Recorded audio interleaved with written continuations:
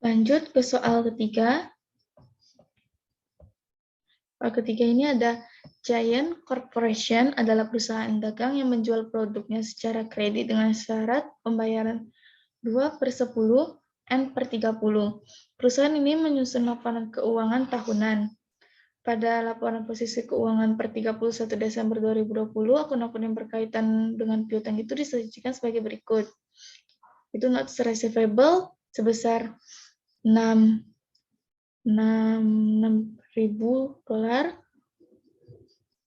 Lalu ada interest receivable sebesar $180. Lalu account receivable sebesar $15. Ada allowance for doubtful account di kreditnya sebesar $1.000 dan ada account receivable NRV sebesar $14.000. Informasi tambahan tentang ini yaitu saldo notes receivable dan interest receivable per 31 Desember 2020 tersebut adalah untuk vessel yang diterbitkan Pokemon Corporation tanggal 2 Oktober 2020 dengan nominal 6.000, tingkat bunga 12% dan jangka waktu 4 bulan. Lalu saldo account receivable per 31 Desember 2020 tersebut adalah untuk faktur penjualan. Jadi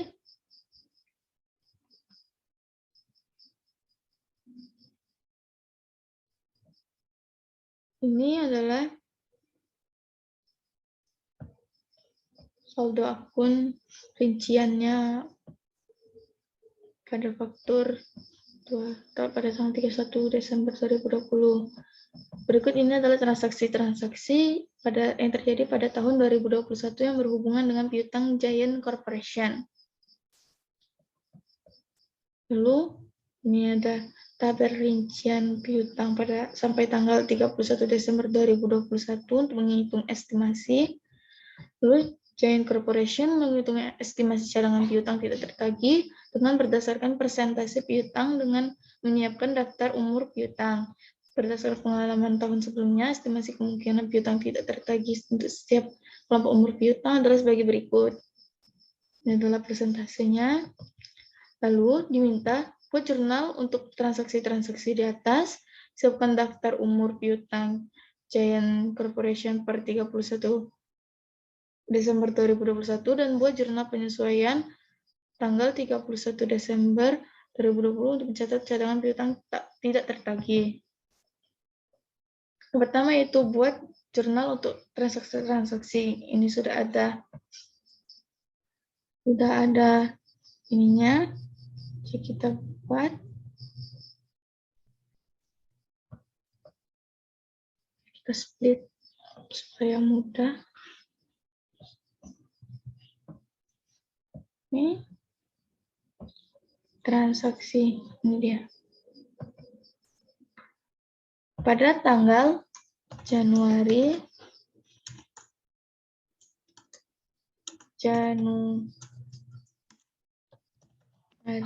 tanggal 5, Direktur Keuangan Giant Corporation memutuskan menghapus piutang pada Nobita senilai $6.000 karena alamat Nobita tidak diketahui lagi. Untuk mencatat penghapusan piutang ini, akunnya yaitu allowance for doubtful account debit itu sebesar $6.000 pada account receivable sebesar $6.000. Pada tanggal 10 Januari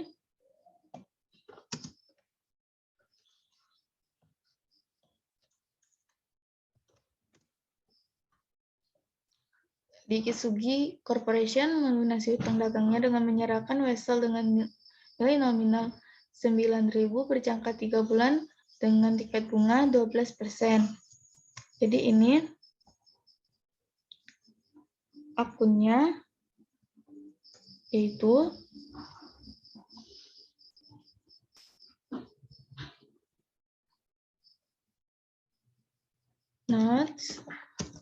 receivable besar 9.000 pada account receivable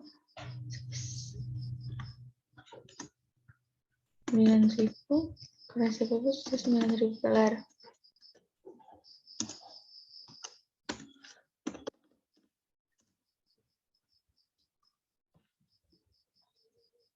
Transaksi yang ketiga pada tanggal 2 Februari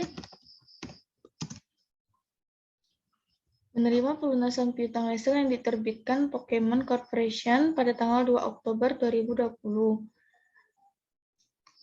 Ini kita lihat di sini. Ini adalah notes receivable Pokemon Corporation dengan tingkat bunga itu 12%, jangka waktunya itu 4 bulan.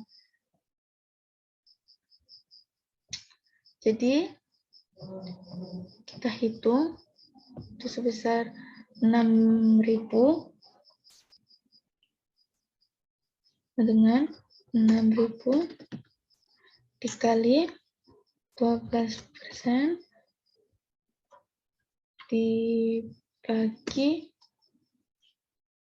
dikali 4/12.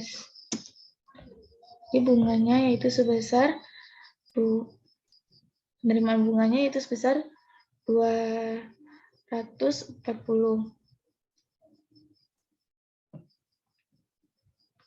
Ini kita catat, yaitu karena pada transaksinya itu menerima pelunasan utang wesel, jadi ini kita tulis cash bertambah, itu sebesar 6.000 dan pendapatan bunganya itu sebesar 240 debit.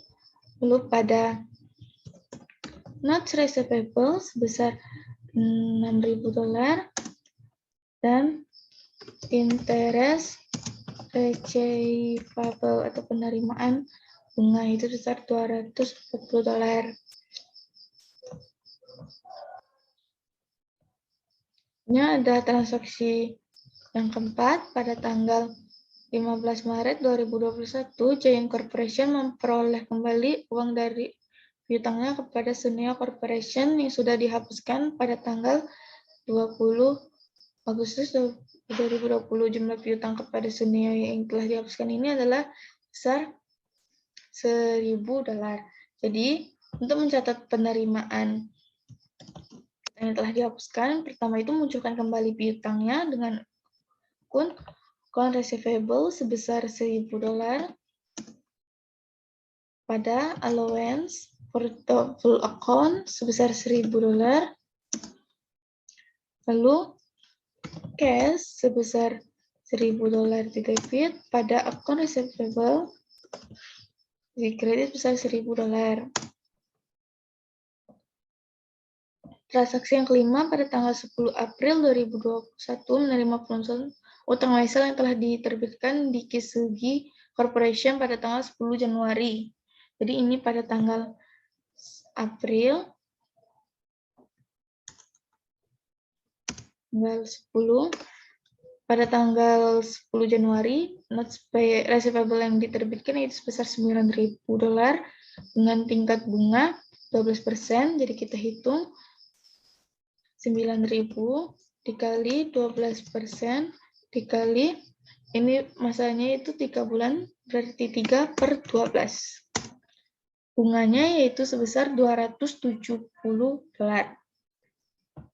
Akunnya yaitu yang pertama cash, karena kita menerima sebesar 9.000 ditambah bunganya yaitu $270. Pada notes receivable-nya berkurang sebesar $9.000 dan interest receivable-nya bertambah sebesar $270. Transaksi yang keenam yaitu tanggal 2 Agustus 2021, Giant Corporation menerima uang dari Nobita sebesar $6.000 yang telah dihapuskan. Jadi ini menerima lagi piutang yang telah dihapuskan. Akunnya itu sama seperti pada tanggal 15 Maret sebelumnya. Ini pada tanggal 2 Agustus, tanggal 2, itu yang pertama munculkan kembali piutang yang telah dihapuskan, punya itu receivable sebesar $6.000 pada allowance for doubtful account sebesar $6.000. Lalu untuk penerimaannya itu cash sebesar $6.000 pada account receivable sebesar $6.000. Pada transaksi yang ketujuh, itu ada sampai tanggal 31 Desember 2021, saldo account receivable dari Giant Corporation sebesar $45.000 dengan rincian sebagai berikut. Jadi ini kita jumlahkan dulu waktu ini apakah dia tertunggak atau tidak. Yang pertama ini dari 26 Agustus ini untuk sampai akhir bulannya itu sampai 26 dikurang 31 yaitu 5 hari, ditambah untuk bulan September yaitu 30 hari, Oktober 31 hari, November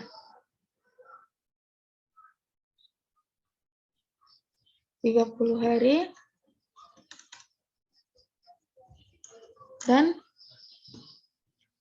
untuk Desember 31 hari.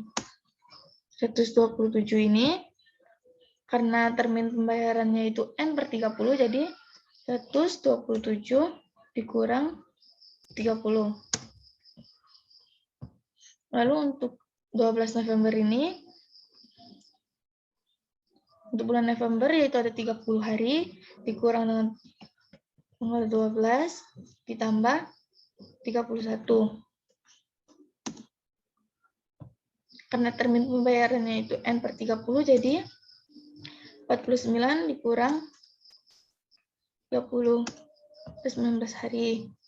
Lalu untuk 28 Oktober,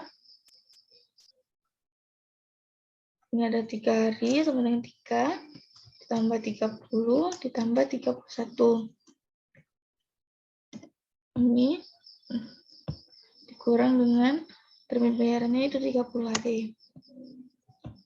Ini ada September, ini ada sama dengan 3 hari, ditambah 31, ditambah 30, ditambah 31. Untuk termin bayarannya itu N/30, jadi ini dikurang 30. Dan yang terakhir itu 5 Desember ini, karena ini masih dalam masa bulan-bulan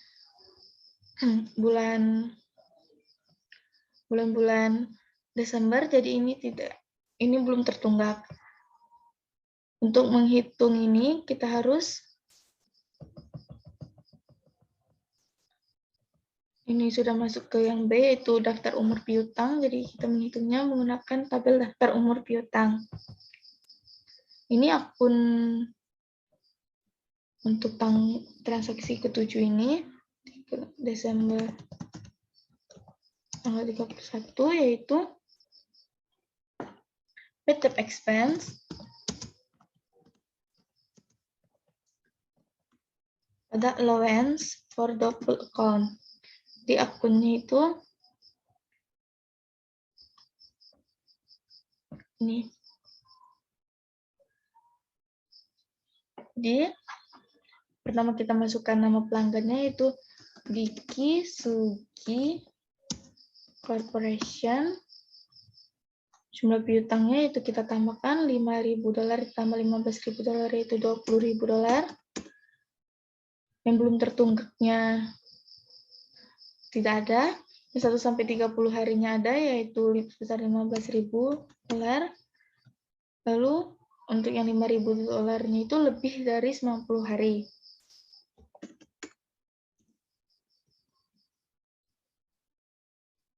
Lalu ada Shizuka Corporation, jumlah piutangnya itu $7.500.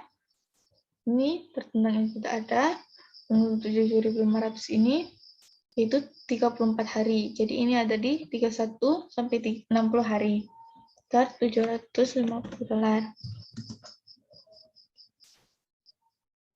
Selanjutnya itu ada Dorayaki Corporation. 5 piutangnya sebesar $17.500. Yang pertama itu 65 hari, jadi dimasukkan di 61 sampai 90 hari, besar 10.000. 10.000. Dan untuk 7.500-nya ini belum tertunggak. Itu sebesar $7.500. Lalu ini kita totalkan. Ini dihapus saja dulu. Totalnya itu menggunakan AutoSum. Total piutang di sini dan total pada daftar piutang ini sama. Setelah dijumlahkan seperti ini, kita tulis persentase estimasinya 2%, 10%, lalu ada 15%, 30%, dan 50%. Lalu estimasi piutang tak tertagihnya tinggal kita kalikan saja. Total piutangnya dikali dengan estimasi cadangan tertagih. Ini kita kalikan juga. Total piutang dikali persentase estimasi. Ini juga kita kalikan. Kali persentase estimasi tak tertagih. Piutang dikali estimasi. Ini juga jumlah piutang dikali persentase estimasi.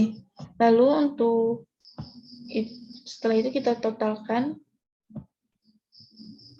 estimasi piutang tak tertagihnya ada berapa jumlahnya.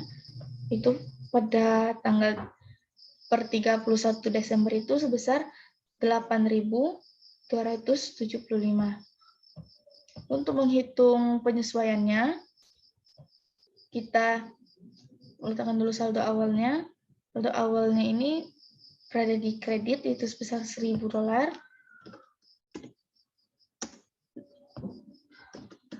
Dan penyesuaian itu bukan nilai dari estimasi piutang tak tertagih ini, melainkan ini adalah total estimasi piutang tak tertagih per tanggal 31 Desember 2021.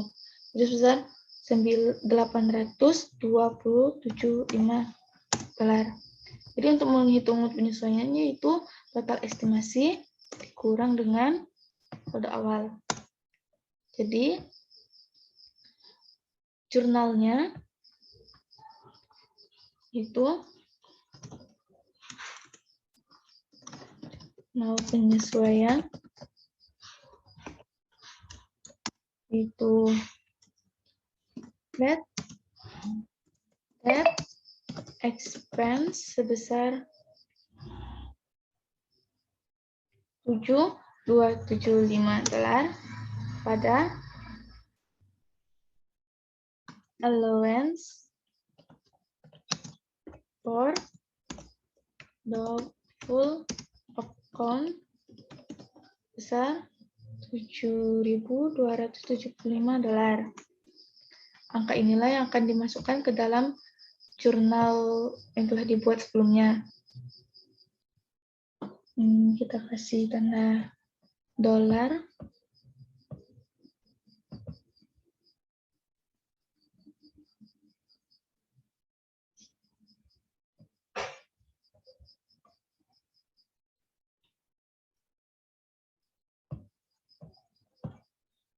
Lalu ini nilainya kita taruh di sini besar $7.275.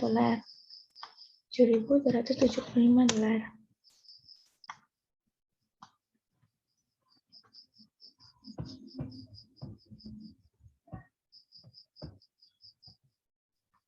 Untuk Jurnal untuk transaksi telah dibuat, daftar umur piutang juga sudah dibuat, dan jurnal penyesuaiannya sudah buat.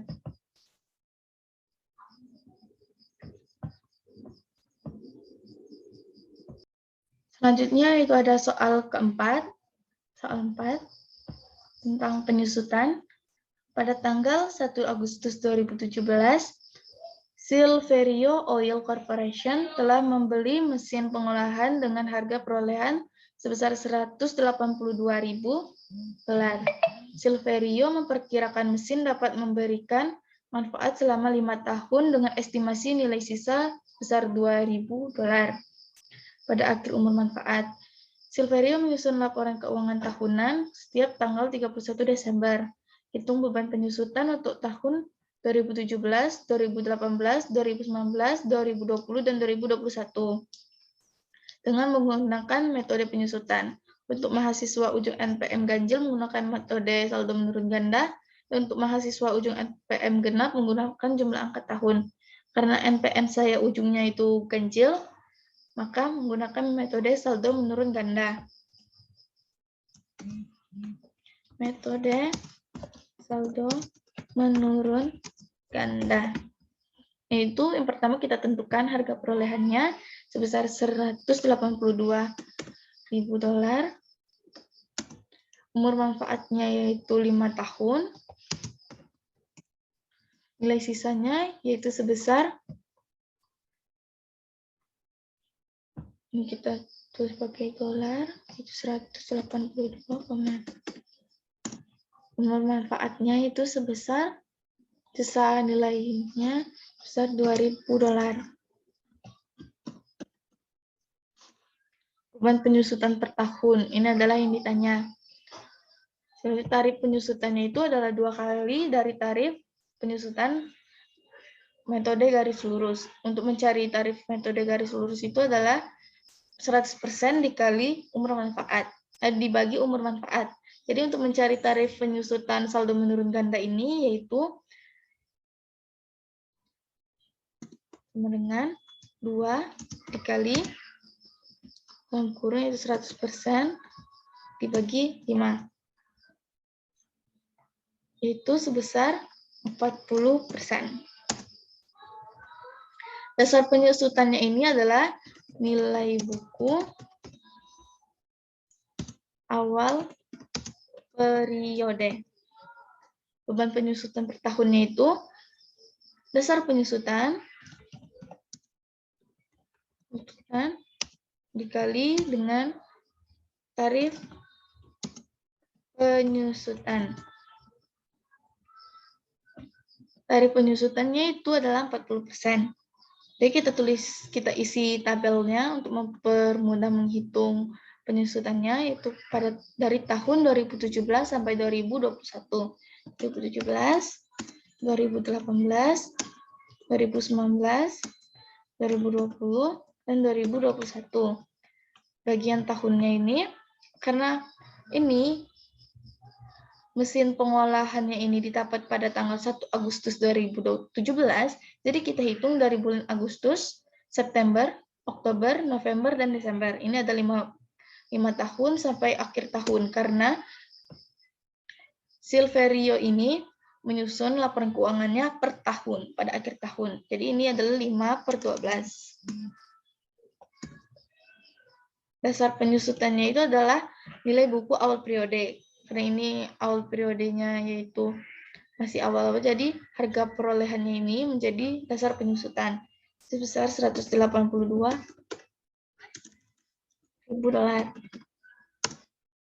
Tarif penyusutannya itu 40%. Tarif penyusutan ini sama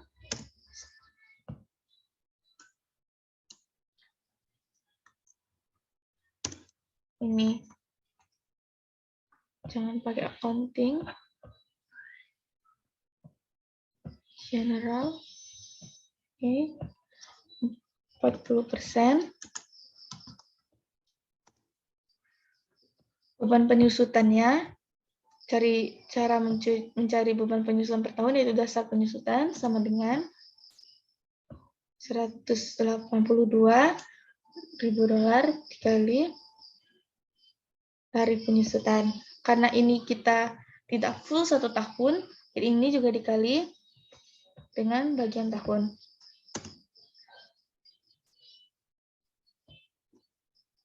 Kita ketik saja karena hasilnya tidak masuk akal. Jadi ini adalah 182. Ini kita ketik dikali 40% dikali 5/12. Hasilnya yaitu beban penyusutan pada tahun 2017 yaitu 30.333,33 dolar. Akumulasi penyusutannya itu beban penyusutannya pada tahun pertama. Nilai bukunya kita kurangkan dari dasar penyusutan dikurangi akumulasi penyusutan. Dan nilai buku pada akhir periode ini akan menjadi nilai dasar penyusutan pada periode berikutnya. Kita sama dengan nilai buku ini. Untuk ini kita tampilkan desimalnya. Karena oke. Untuk tarif penyusutannya itu setiap tahun sama. Beban penyusutannya itu tadi. Dasar penyusutan dikali tarif penyusutan.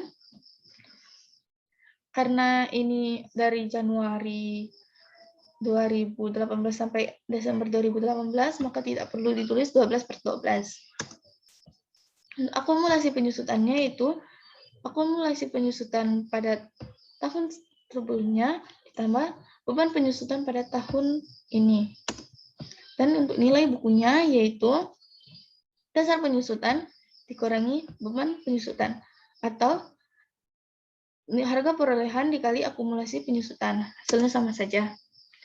Dan nilai buku pada akhir periode ini akan menjadi nilai dasar penyusutan periode berikutnya. Sama dengan untuk menghitung beban penyusutan 2019 ini sama seperti 2018, langsung dikalikan dasar penyusutan dikali 40%. Jumlahkan akumulasi penyusutannya. Lalu untuk nilai bukunya,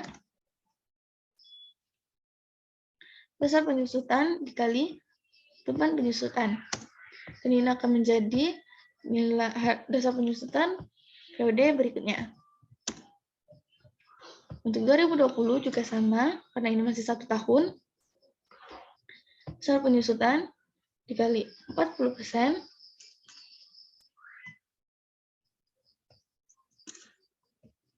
Dikali, karena ini masih 1 tahun, jadi tinggal usah dikali 12/12.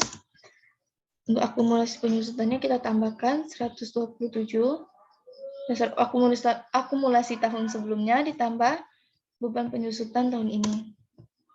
Untuk nilai bukunya, dasar penyusutan dikurangi beban penyusutan atau harga perolehan awal dikurangi akumulasi penyusutan.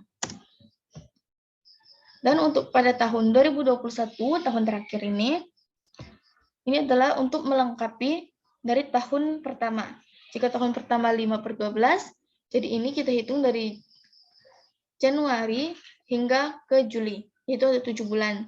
Jadi ini adalah 7/12. Dasar penyusutannya itu kita ambil dari nilai buku periode sebelumnya. Lalu untuk ini kita hitung, yaitu dasar penyusutan dikali 40% dikali 7/12. Akumulasi penyusutannya kita tambahkan. Lalu nilai bukunya, dasar penyusutan dikurangi beban penyusutan. Tapi, jika nilai buku pada akhir periode ini tidak sesuai dengan nilai sisanya, maka patokannya itu adalah nilai sisa, estimasi nilai sisa. Jadi, kita harus menjadikan nilai sisa pada akhir periode ini besar 2.000. Caranya yaitu di bagian akumulasi penyusutannya itu kita jadikan agar nilai buku atau nilai sisa pada akhir periode ini sebesar 2.000. Karena ini adalah $182.000, untuk menjadikannya 2.000, yaitu akumulasi penyusutannya itu sebesar $180.000. Dan untuk beban penyusutannya yaitu $180.000 dikurangi $149.240. Maka nilai sisa atau nilai buku pada tahun 2021 ini adalah 2.000. Dan ini hanya untuk saldo menurun ganda saja. Untuk jurnalnya, jika ingin dibuat jurnal penyesuaiannya,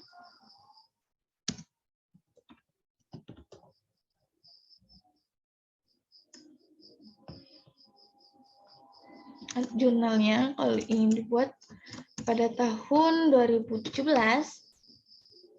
ini jurnalnya itu depreciation expense atau beban penyusutan besar, beban penyusutannya itu sebesar 30.333,33 pada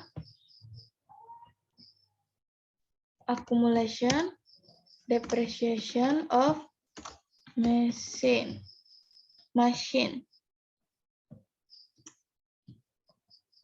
atau mesin besar 30.333,33. Untuk 2018 akunnya sama, depreciation expense sebesar 60.666,67 pada accumulation sebesar 60.666,67 $. Untuk tahun 2019 punya sama, yaitu depreciation expense besar $36.400 pada accumulation depreciation of machine besar $36.400. Selanjutnya ada pada tahun 2020 depreciation expense besar $21.840 ada accumulation depreciation of machine itu sebesar $21.840. Dan yang terakhir itu ada 2021.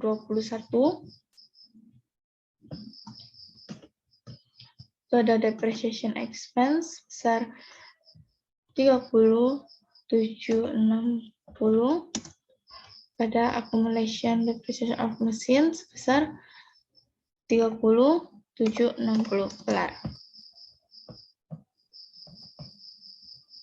Ini kita beri mata uangnya itu dolar, US dolar. Ini adalah jurnal penyesuaian setiap tahun.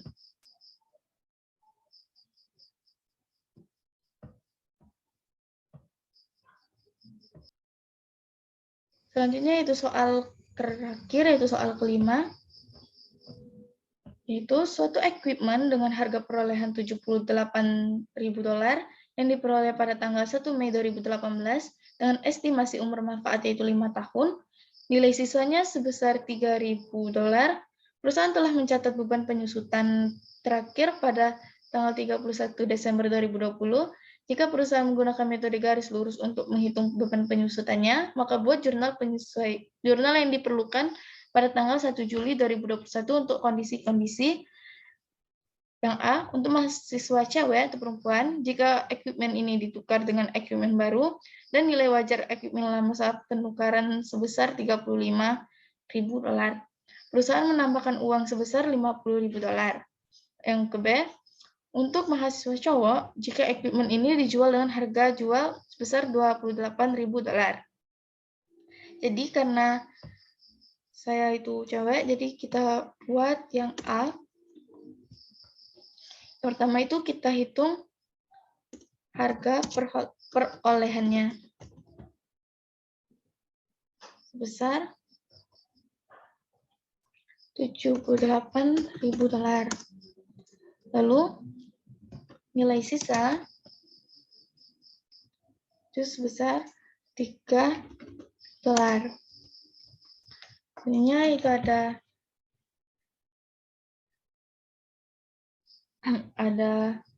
dasar penyusutan,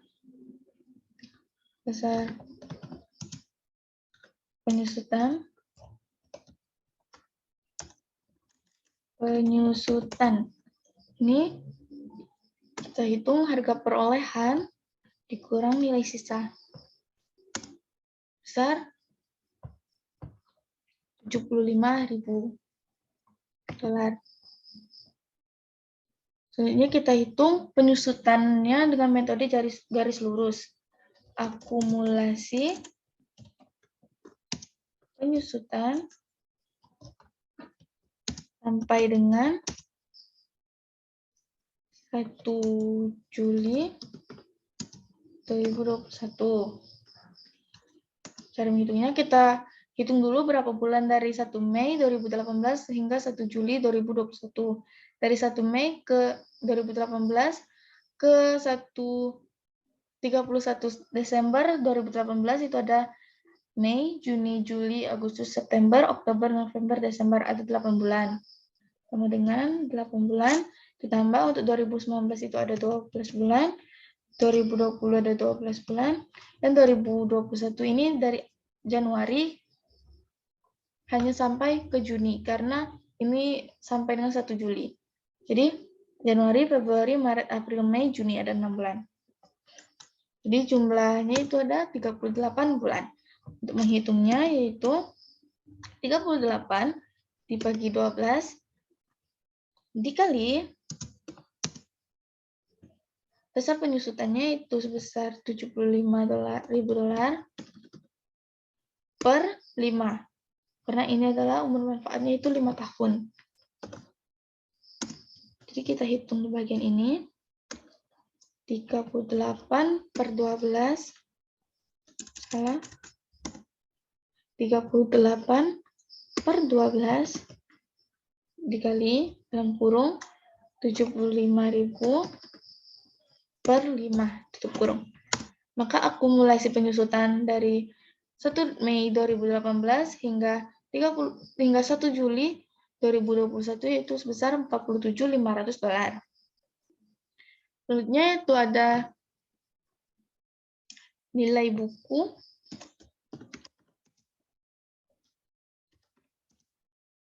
equipment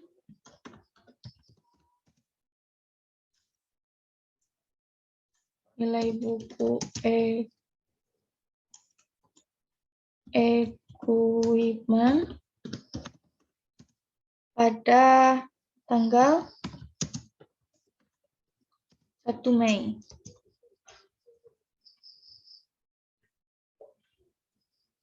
Nilai buku pada tanggal 1 Juli 2021. Cara menghitungnya yaitu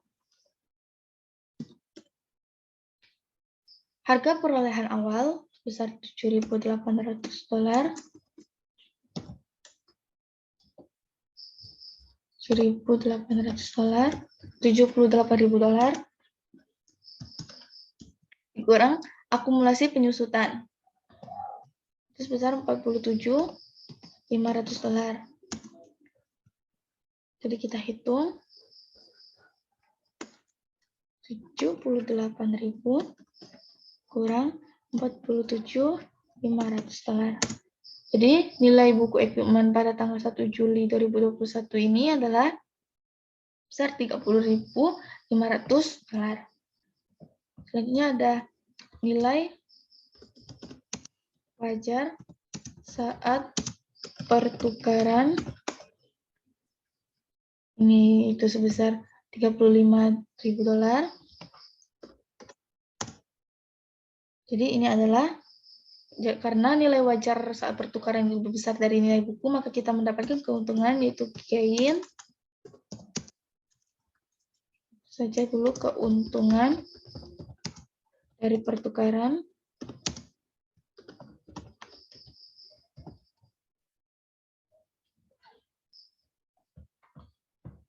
Keuntungan dari pertukaran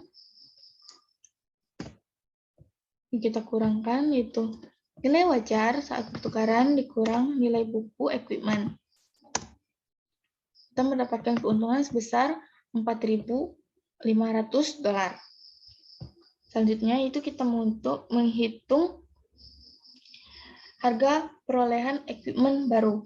Itu kita hitung dari nilai wajar equipment saat pertukaran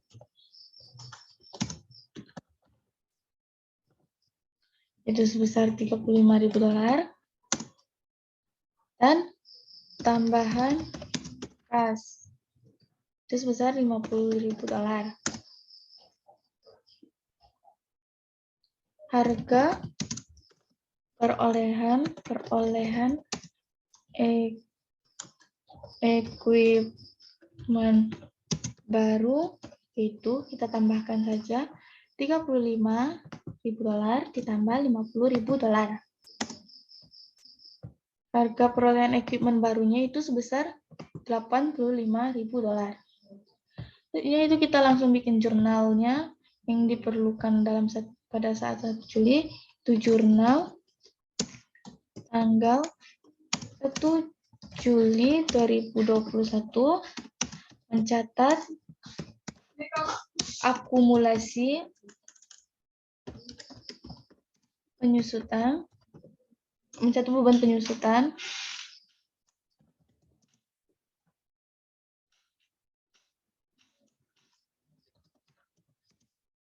dari 1 Januari 2021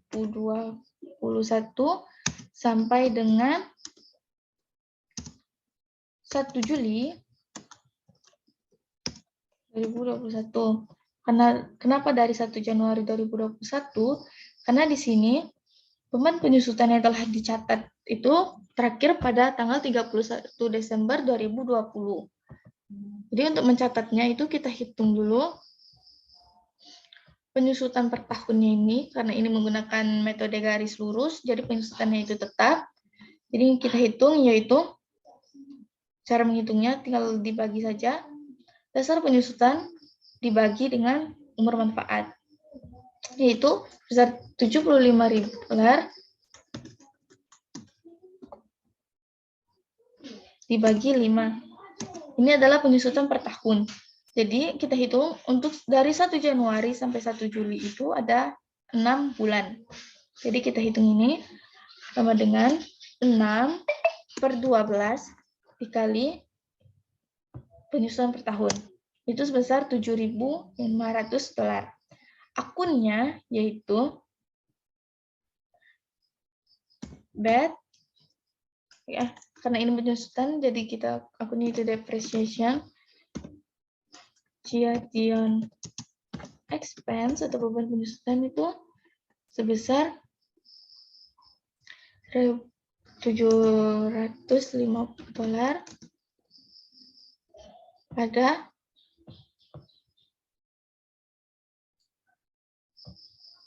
accumulation depreciation of equipment, karena ini adalah peralatan.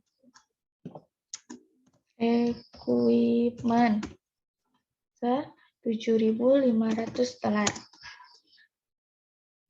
Dan ini itu ada jurnal ketika kita menukar peralatannya. Jurnal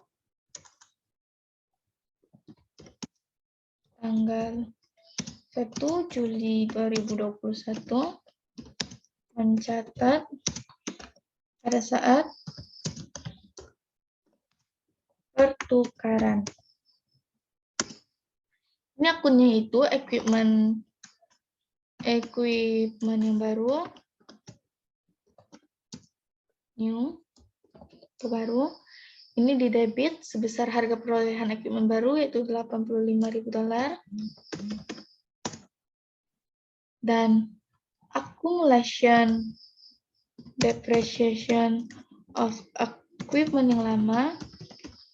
Kenapa dihapus? Karena equipment juga nanti akan dihapus. Jadi akumulasi penyusutannya juga harus dihapuskan. Ini sebesar akumulasi penyusutan sampai dengan 1 Juli 2021, yaitu sebesar $47.500.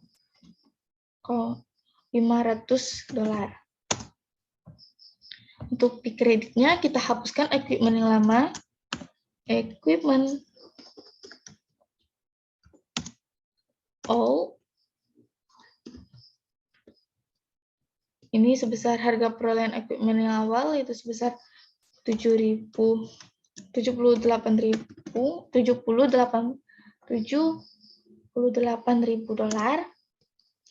Dan karena kita mendapatkan keuntungan pada saat pertukaran, yaitu sebesar 4.500, jadi kita tambahkan juga, yaitu gain on disposal of equipment.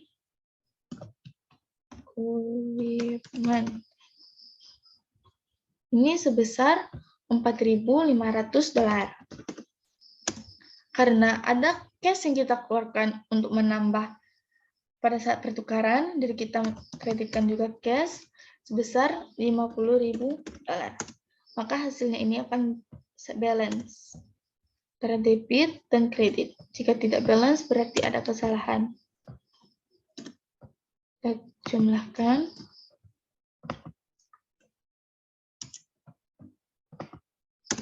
Nah, maka hasilnya itu balance. Sehingga ini adalah perhitungan dan jurnal yang dibuat ketika pertukaran barang, yaitu pertukaran equipment atau peralatan. Baik, itulah penjelasan dari pengerjaan soal UAS atau ujian akhir semester ganjil mata kuliah pengantar akuntansi. Jika terdapat banyak kesalahan, saya mohon maaf. Wabillahi taufiq wal hidayah. Wassalamualaikum warahmatullahi wabarakatuh.